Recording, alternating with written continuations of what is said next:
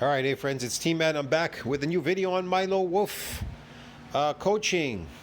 Yeah, Wolf coaching, Milo Wolf coaching. I think that's what he's called, Wolf coaching. Milo Wolf, Dr. Milo Wolf, yes.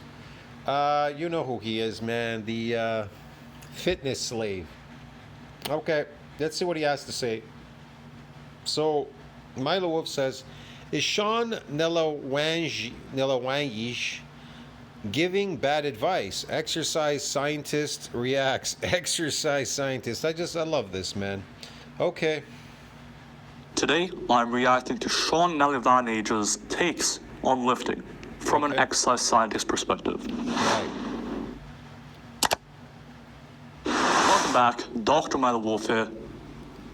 Still a non-functional sign, but we'll get it fixed soon. Today we're... You think when he goes to a restaurant, he tells them he's Dr. Milo Wolf? They give him the best seat in the house if you say you're a doctor? Okay. reacting to Sean Nelewanyj, I think that's how you pronounce it. Nelewanyj? I'm doing my best. Apologies if I butchered your name. But I've seen some of his stuff floating around. I know he's a true fitness OG. I remember seeing him at the same time as I was following Mike Chan. You hear me? So he's been around for a while. But I never actually interacted with his content very much. And so today I want to blind react to some of his shorts. Let's get into it. I've never connected with him, but okay. He looks very, I don't know. It looks very artificial, but okay. Hard to say.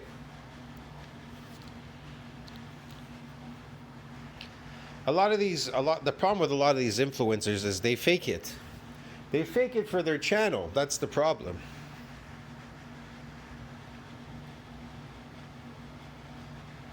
But I can't say for sure. I mean, what's faking it? I don't know. It could be, it could be a lot of stuff, man. They take creatine, this, that. I don't know. They use something to help them along the way. I'm not sure. Okay, these are some weird exercises. Those were some weird ass exercises, dude. All right, that was short one on the Smith machine for hypertrophy. My honest reaction is pretty good, honestly. Did he say Smith machine on the Smith machine for hypertrophy? How do you know it's hypertrophy? Ah, because he got an inflammatory response. Okay, his muscles inflamed, so they hypertrophied. Okay. Like, the Smith machine is a good tool for hypertrophy, and the two most recent meta-analyses we have comparing free weight movements, what most people think is king. They are great for hypertrophy, to inflame your muscles, to hypertrophy them through inflammation, yes. Muscle building and machine-based movements, finding they're both equally effective for muscle building. And so whether you... Machines build muscles? I don't know any labor work that builds muscles. There's no lifting or labor or anything that builds a muscle. I don't know what you're talking about. But okay, whatever, man. You use more machines, including the Smith machine, or more free weights, all else being equal, it's not going to make or break your results. And the Smith machine can be cool for certain things, right? Like if you want to lengthen partials on the bench, or lengthen partials on the squat, and you want to be able to safely fail without a spotter, or what have you, any number of things. It can be really cool for those applications. And so I think the Smith machine is awesome for muscle building. But there are certain movements that he's recommending here that I don't necessarily fuck with on this. He thinks that the Smith machine is awesome for muscle building. Man, this guy's a doctor, he's a fitness scientist. How the hell can he tell you that a machine builds muscles, bro? They don't build muscles out of what, thin air? What the hell is he talking about? With the machine. Specifically, in my experience, things like Romanian deadlifts and upright rows can be a little bit awkward on the Smith machine, because it can be a relatively heavy load, and either you use straps to make your grip more comfortable, but then unracking the weight becomes challenging, and then sometimes it re-racks mid-set, and it's awkward. I don't particularly like it for certain movements if you find that the Smith machine tends to re-rack or He's going to get to an important part here. This is more important, actually. I want to hear what he has to say. I'm gonna bring up some info on it. Rack itself awkwardly. And so for certain movements, I don't really like it. But on principle, I agree. Smith machine gets a thumbs up. How much protein should you eat per day to maximize muscle growth? Well, the latest research analyzing 40... Okay, this is the one, actually. This is important.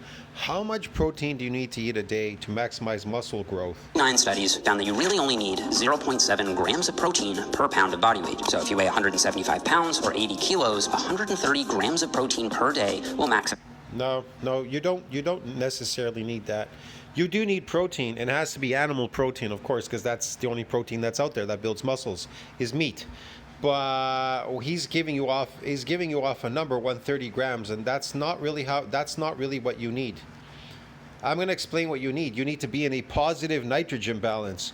What if you're eating 130 grams of protein, but you're not in positive nitrogen balance, especially if you're working out?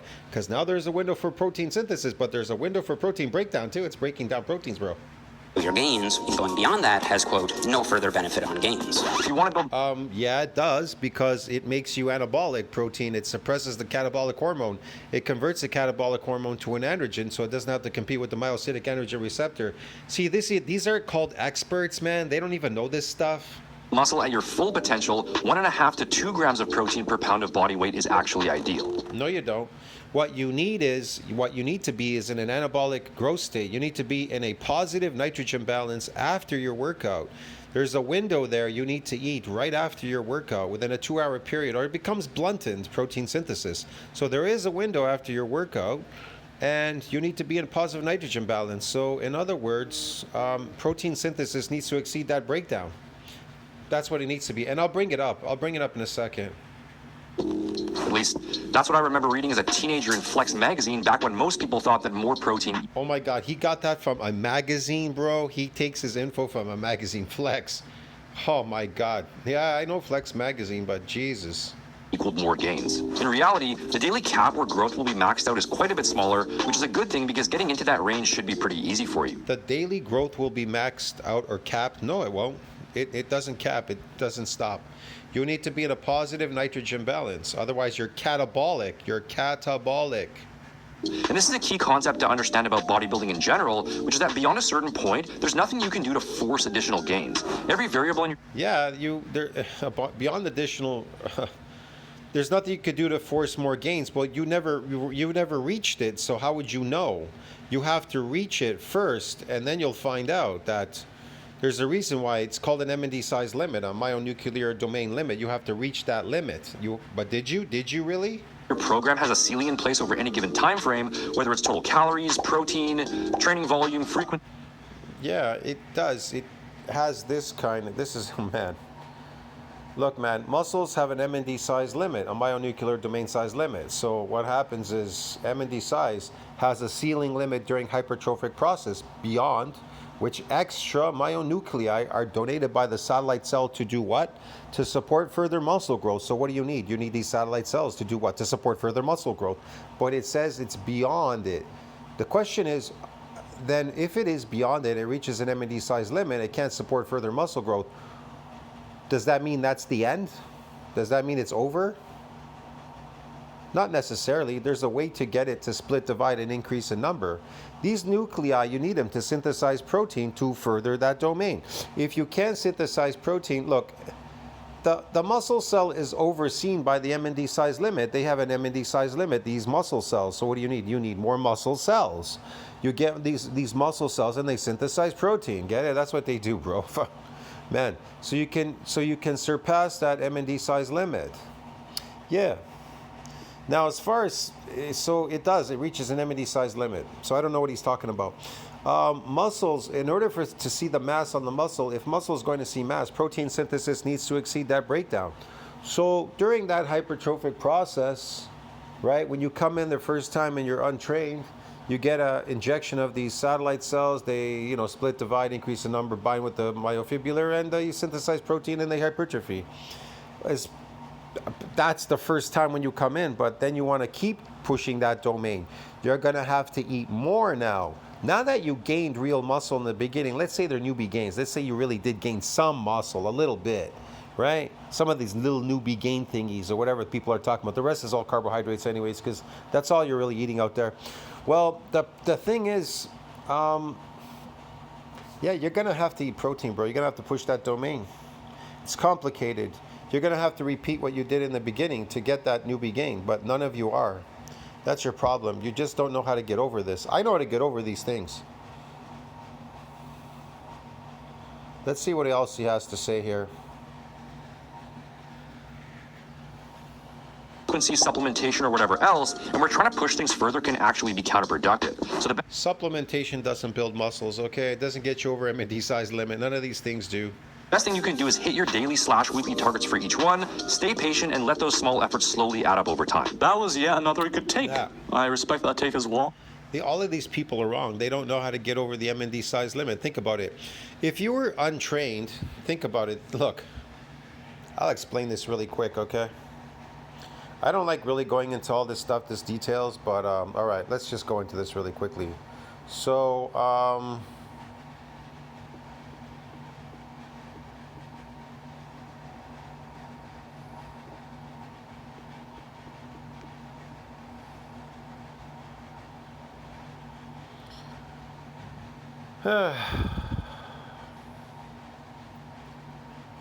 right, so this is from nuclei acquired by overload exercise, precedes hypertrophy, not loss in detraining.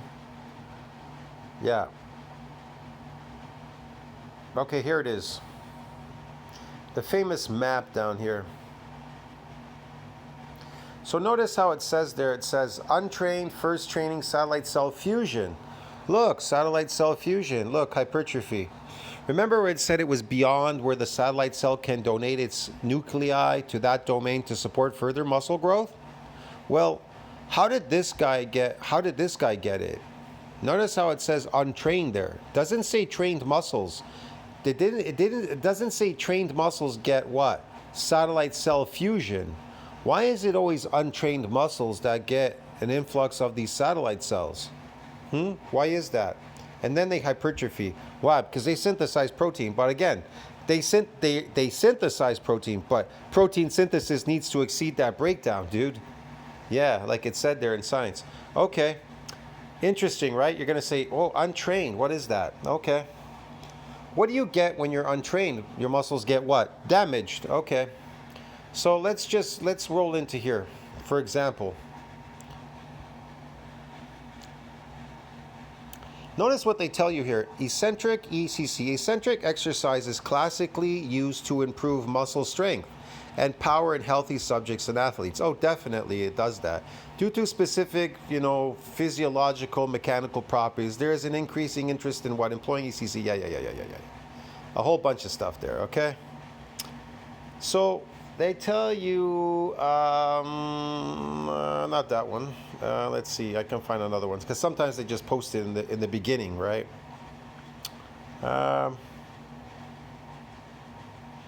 See, they tell you exercise. They tell you that eccentric exercise is superior to concentric exercise in stimulating gains in muscle strength. Why is that? Tells you right there. This is from PubMed. Why is that? Eccentric. But eccentric is associated with what? Untrained muscles, doing eccentric exercise, unaccustomed, untrained, unfamiliar forms. So, yeah.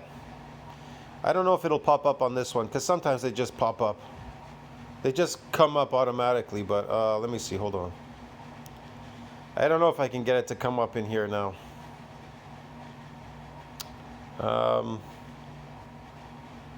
Let me type it at the top. Hold on.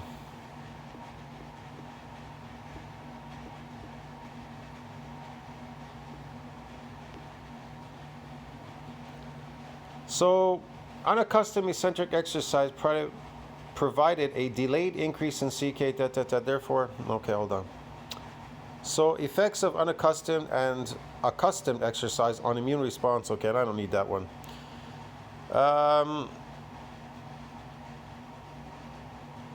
Yeah, I don't know if I can find it right now. Hold on a second. Unaccustomed eccentric exercise performed. Unaccustomed.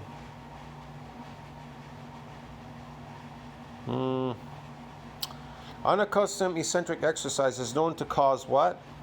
Muscle damage and delayed pain, commonly defined as delayed onset muscle soreness. Right there, see that? Right there. It's this one right here. But the other ones will show you the same thing. It's in this section right here. Right there, see that? Eccentric known to cause muscle damage, pain, delay, defined as soreness, So unaccustomed exercise cause muscle damage, right? Untrained, here's another one. A feature of eccentric exercise is that untrained subjects become stiff and sore the next day afterwards because of damage to muscle fibers. Notice how they never say trained people are getting damaged. Right here, so here's another one. A unique feature of eccentric exercise is that untrained subjects become stiff and sore the day afterwards because of damage to muscle fibers. You notice that? Damage. So untrained people get damaged. Untrained people, unaccustomed, gets it, unaccustomed, and guess what else? Here's another one. Unaccustomed exercise has been studied widely, completely, okay, whatever. Unaccustomed exercise exclusively muscle damage right there. See, ability to induce what? Unaccustomed eccentric exercise has the exclusively studied for its ability to induce what? Muscle damage. It never says that. And also unfamiliar forms. Unfamiliar forms cause this damage. So intense unaccustomed eccentric exercise has been exclusively studied for its ability to do what? To induce muscle damage. Wow, isn't that interesting? Why doesn't it say trained people get muscle damage? I know. You're getting damaged, right? See what I mean? You see, you have to understand what they're trying to tell you in science exactly. What are they doing there exactly? What's really going on there? You get the picture though, dude. Hey, what are you doing? Oh, I'm analyzing the stock. Good take. I respect that take as well. I think that once you've ticked off the big rocks, namely like volume, calorie intake, sleep, stress, there's a lot of things where overdoing it won't necessarily benefit you further. With volume specifically, we don't quite know where that ceiling is yet. Out of 8 studies comparing over 20 sets, We know where the ceiling is. The ceiling is the MND size limit. It reaches a ceiling limit during hypertrophic process. Beyond where the progenitor can donate its extranuclear to that domain support for muscle group. Okay, boom. under 20 sets per week per muscle. So if they got it when they were untrained, what happened when they were, what does it say in eccentric exercise? It says untrained has a unique what? Ability to do what? Untrained muscles get you what? Stiff and sore? Yeah, what's that associated with? Muscle damage. Then what's another unique feature of unaccustomed exercise? It gets you what? Muscle damage. So what did they get when they came in the very first time? They were untrained. If they're untrained, what did they get? They got muscle damage. And then what happened? It says the satellite cells fusing to what? To the damaged fibers. And then what is the satellite cell doing? Donating its nuclei to what? To the muscle fiber. And then what does the muscle fiber, what's it able to do? It's able to hypertrophy. How? Because it's got these nuclei now. They can synthesize protein and it can hypertrophy. Yes, sir. Get it? You understand me, man? Jesus. Is that like brains, the rocket science? 4 have found more hypertrophy from over 20 sets. But seemingly, even though You're not going to find any hypertrophy from any sets unless if you're eating carbohydrates, you're going to get hypertrophy, but it's going to be the wrong kind that you want. It's going to be sarcoplasmic, artificial muscle growth, glycogen loading in the muscle, pretend muscles. highest volume investigations of like 37 average weekly sets, or 42 sets per muscle per week, those have also found. You see how easy it is for me to find the answer? Because me, expert. This guy, no expert, no experience. I'm an experienced mechanic, dude. We're talking 40 years, over 40 years of experience as a mechanic. This guy, he's newbie, no experience, doesn't know anything. He's reading off charts and everything. I'm talking from experience. That's why I'm able to find it in science. Do you understand me, dude? More hypertrophy sometimes. So we don't quite know where that ceiling is yet. But for most variables like protein. Oh my God! Didn't I just not tell you where that ceiling was? It reached the ceiling limit during hypertrophic process, beyond where the satellite cell can donate any more extra nuclei to that domain to support further muscle growth. So what do you need to do? What do you need to do during hypertrophic process? You need to do what? What's a unique feature? What's a unique feature of unaccustomed and untrained people? What's a unique feature of that? Unaccustomed exercise or untrained people? What's a unique feature? They get what? Muscle damage. And also unfamiliar forms gets what? Muscle damage. So what is this guy talking about? Especially, there is definitely a top end of how much is protein going to benefit you. Past which point does additional protein no longer increase muscle growth? When you reach an MND size limit. So what do you need to do? You need to do what it says in eccentric exercise. A unique feature of unaccustomed exercise gets you what? Gets you damage, just like the untrained people. If the untrained people got damaged, now that you are a trained person, what do you need to do? Unaccustomed, now that you're trained already, right? You need to do something that you're unaccustomed to doing, and then you'll get what? Damage. Get it? And what will happen when it's damaged? The satellite cell will do what? It'll leave quiescence. And then what will it do? Split, divide, and increase the number, right? It'll differentiate, proliferate, differentiate into what? Fibroblast cells, fibroblast cells, fucking satellite cells, whatever. Nuclei, donate its nuclei to that domain to support what? Further muscle growth. Get it? Yeah. That is correct. Around 1.6 grams of protein per kilogram per day is. No, you don't. You need to be in a positive nitrogen balance. Positive nitrogen balance. That's what you need to be in. Look, man, I'm going to bring this up, okay, really quick. Jesus, man.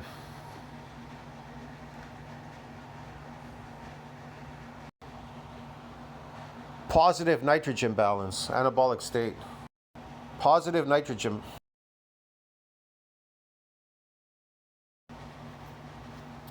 According to ScienceDirect.com, a positive nitrogen balance is known as anabolism and is important for wound healing, recovery from illness, and growth. A positive nitrogen balance consists of a greater daily nitrogen intake as compared with nitrogen excretion. Exactly, there you go. Did you hear that? I hope you guys understood that.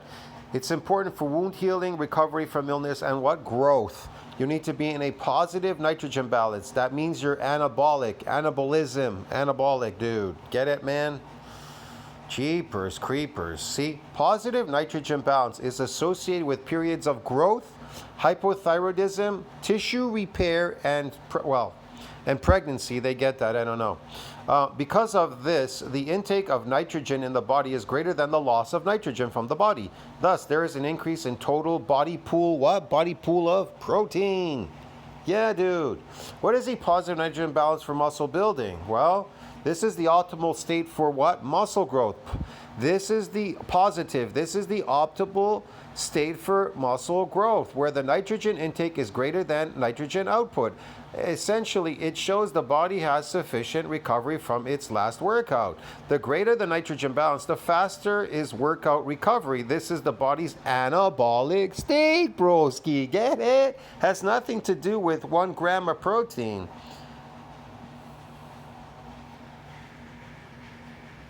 Correct. Quick caveat that he couldn't possibly provide in a 60-second short, but that I'll provide anyways.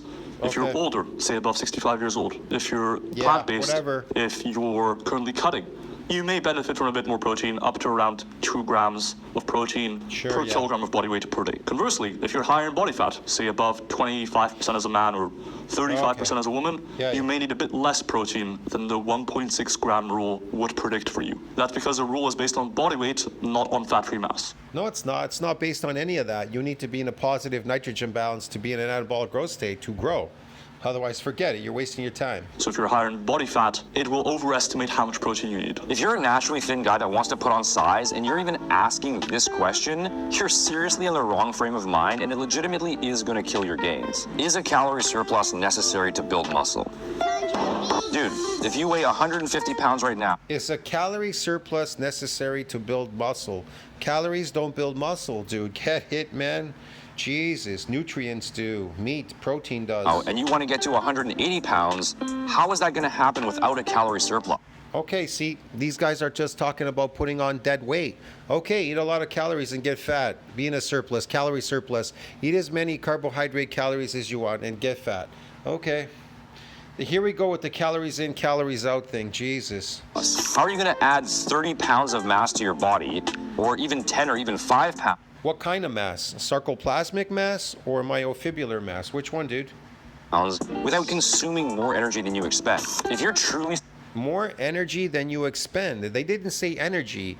They said you have to, that protein synthesis needs to exceed that breakdown, meaning you're in a positive nitrogen balance. Then you're an anabolic now. Get it?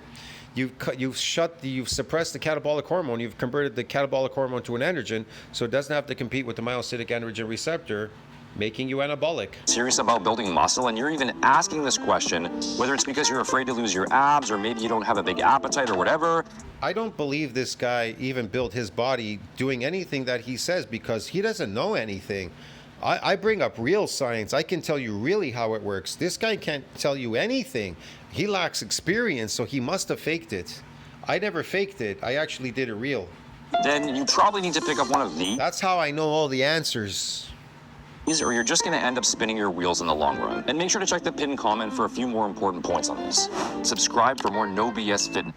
He doesn't look like anything anyways, but he faked it. He faked it. Whatever he asked here, he faked it. Because I remember he got fat before, this, that.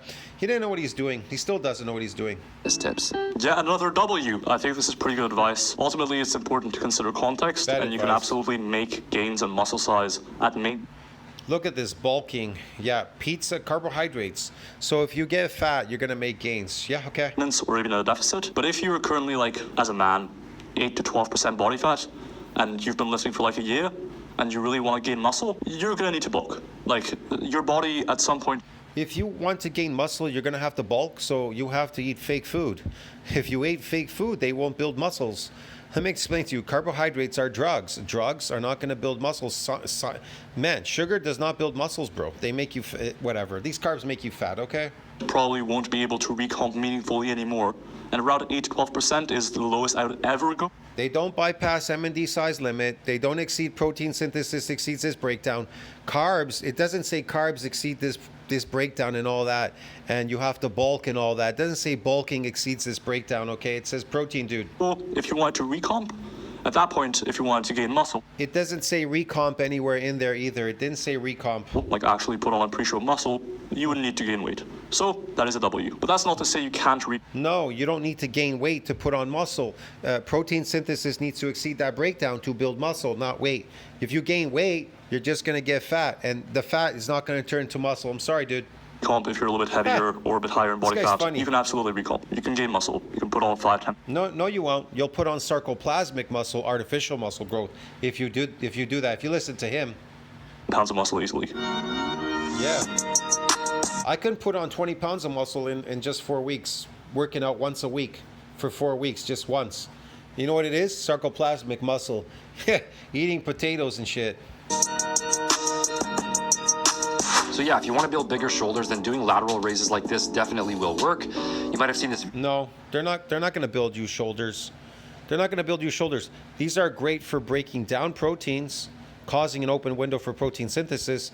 But what will build them is when you're in a positive nitrogen balance. When protein synthesis exceeds that breakdown, those shoulders will build like I mean massively huge and super strong. You won't be weak like him with sarcoplasmic muscles, like these phony glycogen muscles. Variations show up in your feet at some point, but there is one important tweak I'd recommend if you really want to maximize the tension on the side delt with this movement and not be limited by the need to stay. It can fool people because complex carbohydrates, as you know, they don't make you fat. They don't spike insulin, and they load very easily in the muscle. So a lot of the majority of these lifters, what they did was they got lean first. They got as lean as they could. And then they started eating complex carbohydrates, and they started loading them in their muscle. It started protruding the muscles, making it look like they got real muscles, but in fact they're fake, they're sarcoplasmic, they're glycogen. That's the difference. See, carbohydrates make you fat. Simple carbs and carbohydrates, they're gonna make you fat. But starch, these complex carbohydrates, they don't necessarily make you fat, and they blow your muscles up, giving the visual aspect that you have muscles when in fact you really don't. Now I'm not talking about lifting. You could get better at lifting. That's a separate adaptation. Lifting slaves, what they do. Stabilize the bar and prevent it from tilting back and forth, and that's to just use a dumbbell. Okay. I don't get it. I agree with everyone here. I agree that you could do lateral raises with a barbell and you would still grow your side delts. Ultimately, it's not all that different, but it is just. No, you won't. You won't. Yeah. If you eat a lot of complex carbohydrates, and you do though, yeah, you definitely will grow. For every gram of glycogen, 3 grams of water drawn between the skin and muscle into the muscle. Slightly worse for no good reason. That is unless your gym is so basic that there's no dumbbells left, but you somehow have access to a barbell, and then this makes sense. But yeah, almost always a dumbbell is going to be just slightly better So just use dumbbells. Here's the best body fat percentage every man should have. That body fat percentage is 12%. 12% is the perfect body fat percentage because you're lean enough to look good, but not too lean to where you look like a skeleton or it's just unsustainable. Your libido and appetite are stable and you just feel amazing. Without effort, you could be at 12% year round. In fact, if I could stay one body fat percentage the rest of my life, it would be 12%. So there's no one best body fat percentage for every person because it depends on your goals and preferences and what feels best for you. You know, there's technically nothing wrong with being in the mid to slightly higher teens as long as you're still staying within the healthy range. But for guys who are training with aesthetics as a primary goal, who want to look both muscular and impressively lean, I don't know, man. This is a lot of phony stuff, bro. and who aren't genetic outliers who can sit at sub 10% Dietary restriction, I think I'm going to cut it short here. social restriction, and I think I'm going to cut it short here, man. I'm not going to go on with this video. This is too long. It'll take too long. Let's see what else he says. in a bunch of gear. I mean, this is actually the biggest telltale sign for steroid use there is. Just take one look at the delts and it's pretty much a dead giveaway.